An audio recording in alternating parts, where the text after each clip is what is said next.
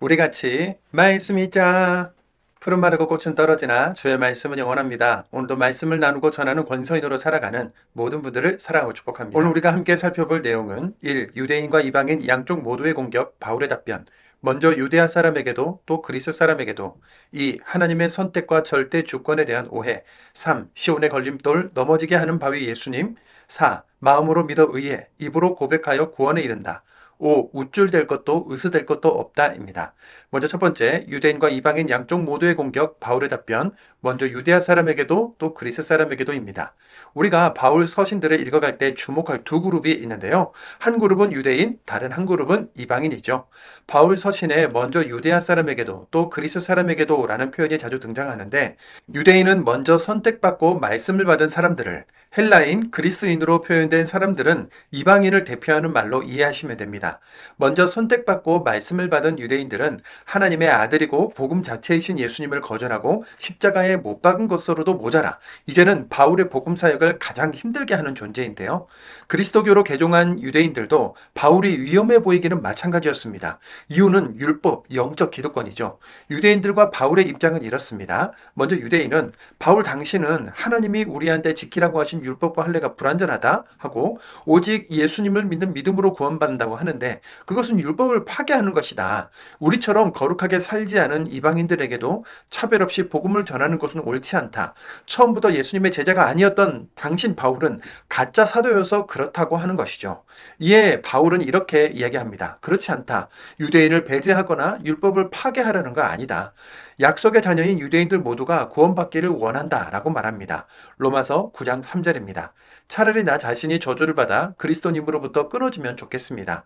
내 형제자매들 곧 혈통상의 내 결례를 위해서라면요. 아멘. 나는 저주를 받아 예수님에게서 끊어질지라도 내 결의 이스라엘 백성 모두가 구원받기를 원한다. 그것이 내 동족을 향한 진심이다 라고 말하지요.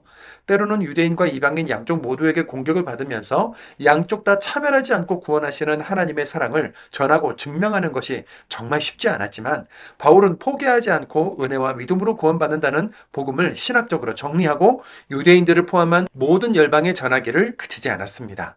두 번째, 하나님의 선택과 절대 주권에 대한 오해입니다. 하나님의 역사에 유대인들이 먼저 사용된 것은 유대인들의 선이나 악, 공로, 어떤 행위와 상관없이 하나님의 선택, 부르심으로 인한 것이었죠.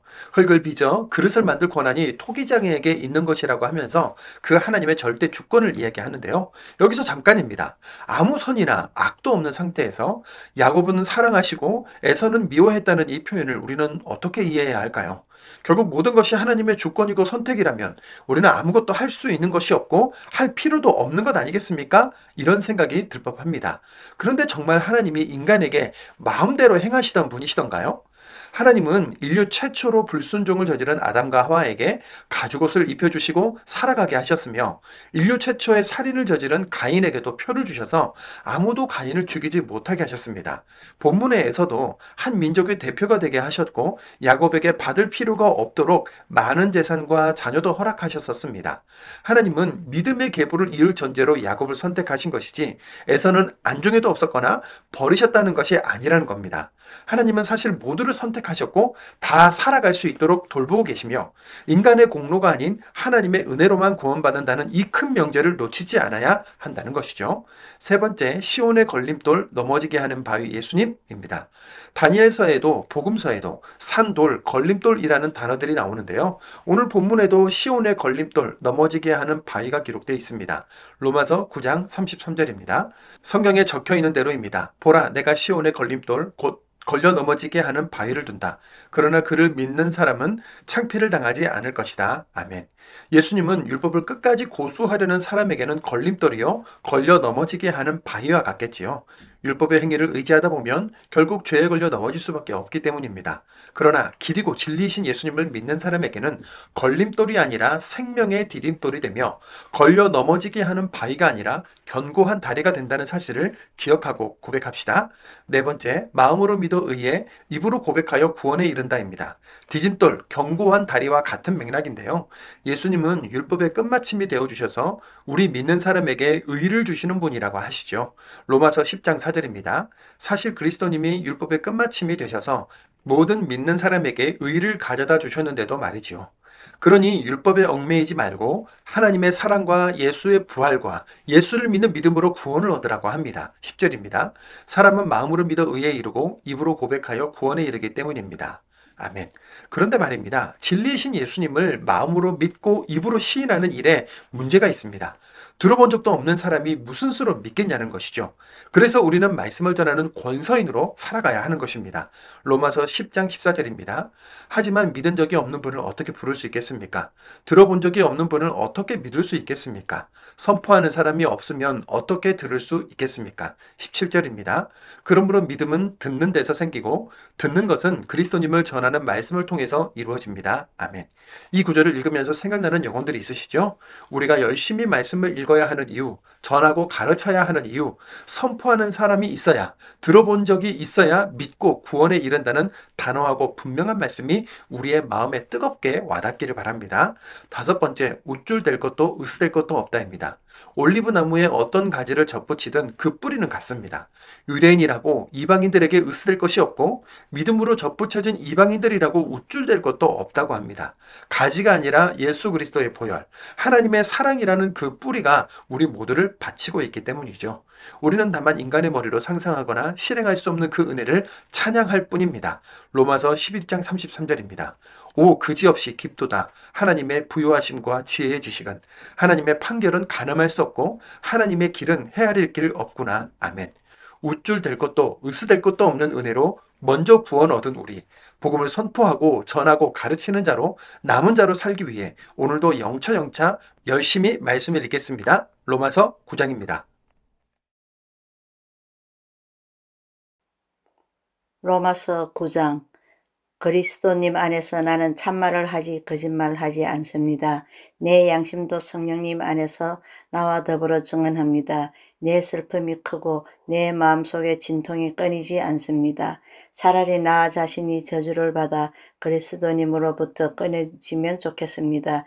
내 형제 자매들 곧 혈통상의 내 계례를 위해서라면요. 그들은 이스라엘 사람입니다. 하나님이 그들을 아들, 딸로 삼으시고 그들에게 영광을 보이시고 여러 언약을 맺어주셨습니다. 율법을 주시고 예배하는 법을 알려주시고 여러 약속을 해주셨습니다. 그들은 위대한 조상들의 후손이고 혈통으로 볼 때 그리스도님도 그들한테서 나셨습니다. 모든 것 위에 계시는 하나님이 영원토록 찬양받으시기를. 아멘. 그렇지만 하나님의 말씀이 소용없게 되었다는 그런 말은 아닙니다. 이스라엘한테서 난 사람들이 모두 이스라엘은 아니니까요. 또한 아브라함의 후손이 모두 아브라함의 자녀인 것도 아니기 때문입니다. 오히려 하나님은 이삭의 후손이어야 너희 후손이라 부를 것이다 하고 말씀하셨습니다. 다시 말해서 육신에 의한 자녀들, 이들이 하나님의 자녀들이 아니라 약속에 의한 자녀들이 후손으로 여겨집니다. 약속의 말씀은 이렇게 되어 있으니까요. 내년 이맘때 내가 다시 오겠다. 그때 사라에게 아들이 있을 것이다. 그뿐만 아니라 리브가가 한 사람, 곧 우리 조상 이삭과의 사이에서 쌍둥이를 가졌을 때도 마찬가지입니다. 쌍둥이가 아직 태어나지 않았고 무슨 선한 일이나 못된 짓을 하지도 않았을 때였습니다. 그때 선택에 기초하여 하나님이 미리 정하신 계획이 유지되도록 하셨습니다. 아이들이 한 일이 아니라 부르시는 분에게 달린 것이었습니다. 그래서 리브가에게 말씀하셨습니다. 큰아이가 작은아이를 섬길 것이다. 성경에 이렇게 적혀 있는 대로입니다. 야곱은 내가 사랑했지만 에서는 내가 미워했다. 그렇다면 우리가 무슨 말을 해야 하겠습니까? 하나님이 불공정하시다는 말입니까? 절대로 그럴 수 없습니다. 하나님이 모세에게 이렇게 말씀하시니까요. 나는 내가 불쌍히 여기고 싶은 사람을 불쌍히 여기고 내가 가엾게 여기고 싶은 사람을 가엾게 여길 것이다. 그러므로 선택받는 것은 사람의 바람이나 노력이 아니라 은혜를 베푸시는 하나님께 달려 있습니다. 성경이 바로에게 이렇게 말하잖아요. 내가 너를 일으켜 세운 것은 바로 이 일을 위해서이다. 곧 너를 통해 내 능력을 드러내 보여주어 내 이름이 온 땅에 널리 알려지게 하려는 것이다. 그러므로 하나님은 불쌍히 여기고 싶은 사람을 불쌍히 여기시고 마음이 굳어지게 하고 싶은 사람을 마음이 굳어지게 하십니다. 그러면 그대는 나에게 따질 것입니다. 그렇다면 왜 하나님은 아직도 잘못을 나무라시는 겁니까? 그분 뜻에 누가 맞설 수 있다는 말입니까? 아, 사람아, 도대체 그대는 누구입니까? 하나님께 말대꾸하며 대들다니요. 만들어진 것이 만든 사람에게 왜 나를 이렇게 만드셨나요? 하고 따지겠습니까? 아니면 진흙을 빚어 그릇을 만드는 사람에게 권한이 없단 말입니까? 같은 진흙덩이에서 어떤 것은 값지게 쓸 것으로 어떤 것은 하찮게 쓸 것으로 만들 권한이요. 어떻단 말입니까? 하나님의 노여움을 드러내어 그 능력을 알리기를 바라시면서도 노여움을 사서 하게 되어 있는 그릇들을 많이 참고 기다려 주셨다면요.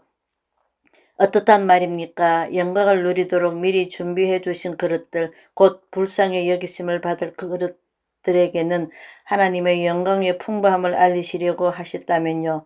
하나님이 불쌍히 여기실 그릇들도 우리를 부르셨습니다. 유대아 사람들 가운데서 뿐만 아니라 다른 민족들 가운데서도요. 호세아에게서도 말씀하시는 대로입니다. 내가 내 백성 아닌 사람을 내 백성이라 부르고 사랑받지 못하는 여자를 사랑받는 여자라 부를 것이다. 또한 그들에게 너희들은 내 백성이 아니다 하고 말씀하시던 곳 거기서 그들이 살아 계신 하나님의 아들일 딸이라 불릴 것이다. 그렇지만 이사야가 이스라엘을 두고 이렇게 외쳤습니다. 이스라엘 아들 딸의 수가 바다 모래와 같이 많더라도 남은 사람만이 구원받을 것이다. 주님이 말씀하신 것을 완전하고도 빠르게 땅 위에 실행하실 것이기 때문이다. 또 이사야가 이미 말한 대로입니다. 전능하신 주님이 우리에게 후손을 남겨두지 않으셨더라면 우리는 소돔처럼 되었을 것이고 고모라같이 되었을 것이다. 그렇다면 우리가 무슨 말을 해야 하겠습니까? 뒤를 쫓아 구하지 않는 민족들이 의를 얻었습니다. 믿음에 기초하여 얻은 의를 말입니다. 그런데 이스라엘은 의로 이끄는 율법을 뒤쫓아 구했지만 율법에 다다르지 못했습니다. 무엇 때문입니까? 믿음에 기초하지 않고 행위에 기초하여 그것을 뒤쫓아 구했기 때문입니다. 걸림돌에 걸린 것입니다. 성경에 적혀 있는 대로입니다. 보라, 내가 시온의 걸림돌 곧 걸러 넘어지게 하는 바위를 둔다. 그러나 그를 믿는 사람은 창피를 당하지 않을 것이다. 로마서 10장. 형제 자매 여러분, 내 마음의 갈망 곧 이스라엘 사람들을 위해 하나님께 매달려 드리는 기도는 그들이 구원받게 되는 것입니다. 내가 정언하는데 그들에게는 하나님을 향한 열정이 있습니다. 그러나 그 열정은 바른 깨달음에 따른 것이 아닙니다. 그들은 하나님의 의를 알지 못하고 자기네 자신의 의를 세우려고 애쓰다가 하나님의 의에 굴복하지 않았기 때문입니다. 사실 그리스도님이 율법의 끝마침이 되셔서 모든 믿는 사람에게 의를 가져다 주셨는데도 말이지요. 모세는 율법의 기초에서 얻는 의에 대해 이렇게 기록합니다. 이것들을 실행한 사람은 이것들 덕분에 살아갈 것이다. 그러나 믿음의 기초에서 얻은 의는 이렇게 말합니다. 그대 마음속으로 누가 하늘을 올라갈 것인가 하고 말하지 말아라. 그런 말은 그리스도님을 모시고 내려와야 한다는 뜻이 됩니다. 또는 누가 밑바닥 없는 구덩이로 내려갈 것인가 하고 말하지 말아라. 그런 말을 그리스도님은 죽은 사람들 가운데서 모시고 올라와야 한다는 뜻이 됩니다. 그렇다면 성경은 무엇을 말합니까? 내 가까이에 그 말씀이 있다. 내 입에 있고 내 마음속에 있다. 이것은 우리가 선포하는 바로 그 믿음의 말씀입니다. 곧 그대가 입으로 주 예수님을 고백하고 하나님이 그분을 죽은 사람들 가운데서 이렇게 살리셨다고 마음으로 믿으면 구원을 받을 것이라는 말입니다. 사람은 마음으로 믿어 의에 이르고 입으로 고백하여 구원에 이르기 때문입니다. 성경이 이렇게 말하니까요. 그를 믿는 사람은 아무도 창피를 당하지 않을 것입니다. 유대아 사람과 그리스 사람 사이에 차이가 없습니다. 동일한 주님이 모든 사람의 주님이시고 주님을 부르는 사람 모두에게 주님은 넉넉히 베푸시기 때문입니다. 주님의 이름을 부르는 사람은 누구나 모두 구원을 받을 것입니다. 하지만 믿은 적이 없는 분을 어떻게 부를 수 있겠습니까? 들어본 적이 없는 분을 어떻게 믿을 수 있겠습니까? 선포하는 사람이 없으면 어떻게 들을 수 있겠습니까? 보냄을 받지 않았다면 그들이 어떻게 선포할 수 있겠습니까? 성경에 이렇게 적혀 있는 대로입니다. 얼마나 아름다운가. 좋은 것들을 좋은 소식으로 전하는 사람들의 발이. 그러나 모두가 복음을 듣고 따르는 것은 아닙니다. 이사야가 이렇게 말하니까요. 주님, 누가 우리한테 들은 것을 믿었습니까? 그러므로 믿음은 듣는 데서 생기고 듣는 것은 그리스도님이 전하는 말씀을 통해서 이루어집니다. 그러면 내가 묻겠습니다. 그들이 들어보지 못했습니까? 그렇지 않습니다. 온 땅으로 퍼져나갔네. 그들의 소리가 세상 끝으로 그들의 말이. 내가 다시 묻습니다. 이스라엘이 알지 못했단 말입니까? 먼저 모세가 이렇게 말합니다. 나는 너희가 질투하게 만들 것이다. 내 백성이 아닌 사람들을 가지고서 깨닫지 못하는 민족을 가지고서 너희를 노엽게 할 것이다. 이사야는 아주 용감하게 이렇게 말하기까지 합니다. 나를 찾지도 않는 사람들에게 내가 나타났고 나에 대해 물어보지도 않는 사람들에게 나를 보여주었다. 그러나 이스라엘에 대해서는 이렇게 말합니다. 온종일 내가 내 두 손을 펴서 불순종하고 대드는 백성한테로 내밀었다. 로마서 11장. 그러면 내가 묻습니다. 하나님 자기 백성을 내치셨다는 것입니까? 절대로 그럴 수 없습니다. 나 역시 이스라엘 사람입니다. 아브라함의 후손이자 베냐민 지파입니다. 하나님은 미리 선택하신 자기 백성을 내치지 않으셨습니다. 여러분은 엘리야와 관련해서 성경이 무엇이라고 말하는지 알지 못하십니까? 엘리야가 이스라엘에 맞서 하나님께 이렇게 하소연한다고 말하지 않습니까? 주님, 그들은 주님의 예언자들을 죽였습니다. 주님의 재단을 완전히 파헤쳤습니다. 이제 저만 혼자 남았는데 그들은 제 목숨마저 없애려고 노리고 있습니다. 그러나 하나님이 엘리야에게 알려주신 대답은 무엇입니까? 내가 나를 위하여 7,000명을 남겨두었다. 그들은 모두 바알에게 무릎을 꿇지 않은 사람들이다 하는 말씀입니다. 그러므로 그처럼 지금 때에도 은혜로 선택하여 남겨두신 사람들이 있습니다. 그런데 이것이 은혜로 된 일이라면 전혀 형제들이 귀찮은 것이 아닙니다. 그렇지 않다면 은혜에 전혀 은혜가 아니기 때문입니다. 그러면 무슨 뜻입니까? 이스라엘은 애써 찾던 그것을 얻지 못했지만 선택받은 사람들은 얻었습니다. 그 밖의 사람들은 마음이 다치고 말았습니다. 성경에 이렇게 적혀 있는 그대로입니다. 그들에게 하나님이 주신 것은 깊은 잠의 영과 보지 못하는 눈과 듣지 못하는 귀입니다. 오늘날까지 그렇습니다. 또 다윗도 이렇게 말합니다. 그들의 밥상이 그들에게 올가미와 덕과 걸림돌과 안갚음이 되게 해 주십시오. 그들의 눈에 어두워져 보이지 못하게 해 주시고 그들의 등은 늘 굽어 있게 해 주십시오. 그러면 내가 묻습니다. 이스라엘 사람들이 걸려서 비틀거리다가 아주 넘어지고 말았습니까? 절대로 그럴 수 없습니다. 오히려 그들이 걸려 넘어진 까닭에 구원이 다른 민족들에게 이르렀고 그것이 이스라엘 사람들 속에 질투심으로 불러일으켰습니다. 그들이 걸려 넘어짐이 세상을 부유하게 했고 그들의 실패가 다른 민족들을 부유하게 했습니다. 그렇다면 그들이 돌아와 그 수가 다 찰 때는 얼마나 더 그랬겠습니까? 여러분, 곧 다른 민족에 속한 분들에게 내가 말합니다. 그러니까 내가 다른 민족을 위한 사도이니만큼 나는 내가 섬기는 일을 영광스럽게 여깁니다. 내가 내 결의 부치에게 질투를 일으켜 어떻게 했으든지 그들 가운데서 몇 명이라도 구원하고 싶어서입니다.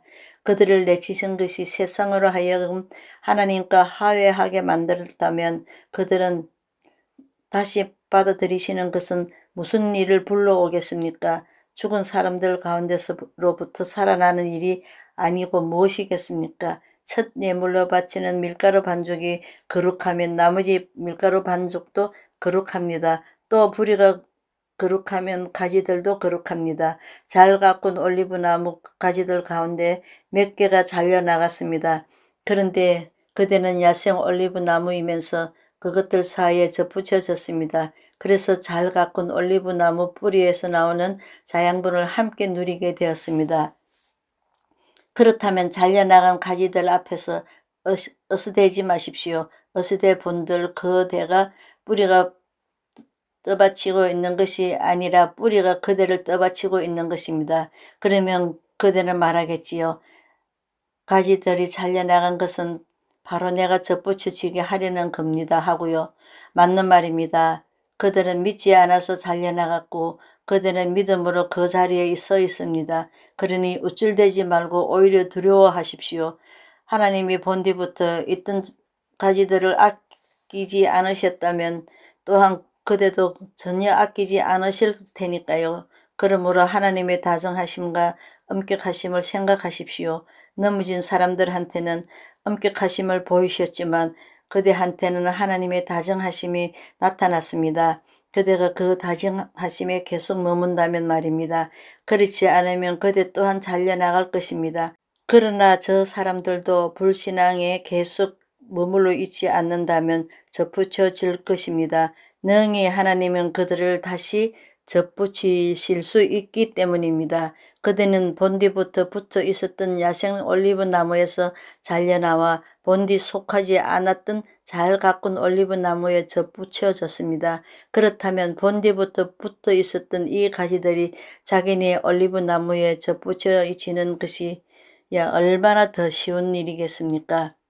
형제 자매 여러분, 나는 여러분이 이 비밀을 모르기를 바라지 않습니다. 그래서 여러분이 슬기로운 사람이라 착각하지 않기를 바랍니다. 곧 이스라엘의 일부 사람들의 마음이 닫혀 있는 것은 다른 민족 사람들이 들어와서 그 수가 다 찰 때까지입니다. 그리고 이렇게 하여 이스라엘이 모두 구원을 받게 될 것입니다. 성경에 이렇게 적혀 있는 대로입니다. 건지내는 이가 시온으로부터 와서 불경건한 일들을 야곱에게서 돌려놓을 것입니다. 이것은 그들과 맺은 나의 언약이다. 내가 그들의 죄들을 말끔히 치워 줄 때에 복음으로 치면 이스라엘 사람들은 여러분 때문에 원수가 되었지만 선택으로 치면 조상들 덕분에 사랑을 받는 사람들입니다. 하나님의 은혜에 선물과 부르심이 취소될 수 없는 것이니까요. 여러분은 한때에 하나님께 순종하지 않았습니다. 그러나 지금은 이스라엘 사람들의 불순종 때문에 여러분이 하나님의 자비를 입게 되었습니다. 마찬가지로 여러분이 자비를 입은 탓에 이들도 지금은 순종하지 않고 있습니다. 이들 자신도 이제 하나님의 자비를 입도록 하시려는 것입니다. 하나님의 모든 사람들을 다 같이 불순종에 가두셨기 때문입니다. 모든 사람들에게 자비를 베푸시려고 말입니다. 오 거지없이 깊도다. 하나님의 부유하심과 지혜와 지식은 하나님의 판결을 가늠할 수 없었고 하나님의 길은 헤아릴 길 없구나. 누가 주님의 생각을 알았는가? 누가 주님의 의논 상대가 되었는가? 누가 주님께 먼저 드려서 되돌려 받겠는가? 모든 것이 하나님으로부터 생겨나서 하나님을 통해서 지탱하며 하나님을 의해서 존재하기 때문입니다. 하나님께 영광이 영원토록 있기를. 아멘.